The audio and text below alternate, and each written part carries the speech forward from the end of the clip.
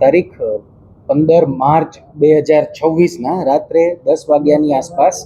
એક મારામારીની ઘટના બનેલી હતી રાજકોટ શહેર ખાતે, જે અંતર્ગત યુનિવર્સિટી પોલીસ સ્ટેશન ખાતે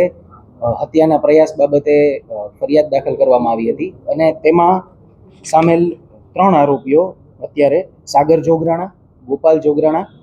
તથા રવિ જોગરાણાની રાજકોટ શહેર પોલીસ દ્વારા ધરપકડ કરવામાં આવેલી છે। આ બનાવની વિગત કંઈક એવી હતી કે આ કામના મરણ જનાર જે ભાવેશ વણવી છે તેમના દ્વારા અમીર જોગરાણા કે જે આ ફરિયાદના મુખ્ય આરોપી છે તેમના વિરુદ્ધ સિચોડાને લઈને ફરિયાદ કરવામાં આવતી હતી વારંવાર, તથા મરણ જનારના એક કૃપાલીબેન નામના મહિલા જોડેના સંબંધો હતા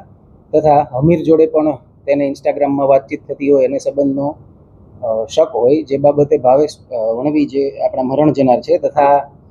મુખ્ય આરોપી જે અમીર જોગરાણા છે તેમના વચ્ચે મંદુક હતું અને તે બાબતે આ ઝઘડો થયેલો હોવાનું પ્રાથમિક તપાસમાં સામે આવેલ છે।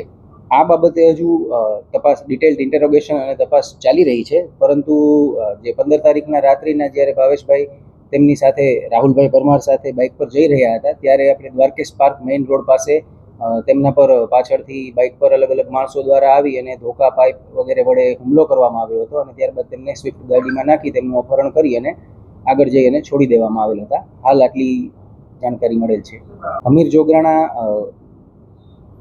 ભાડે ગાડી ચલાવવાનું કામ કરે છે અને આ બાબતે જે તપાસમાં નામ ખુલેલા છે તેમાં મુખ્ય આરોપીમાં અમીર જોગરાણાનું નામ ખુલેલું છે। આ ઉપરાંત દેવકરણ, વિક્રમ તથા ભૂરો જેવા નામ ખુલેલા છે, જેની આગળ તપાસ ચાલી રહેલ છે।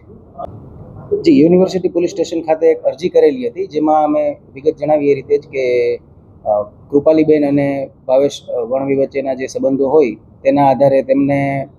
હની ટ્રેપની ધમકી પણ આપવામાં આવેલી હતી, જે બાબતે અમીર જોગરાણા દ્વારા અરજી દાખલ કરવામાં આવેલી હતી। આ તમામ આરોપીઓની હાલ અમે તપાસ કરી રહ્યા છીએ, વધારે વિગતો આવશે એટલે જાણ કરવામાં આવશે। તપાસમાં તમામ સંડોવાયેલા વ્યક્તિઓ જેમના નામ ખુલશે એ તમામ તપાસ કરવામાં આવશે।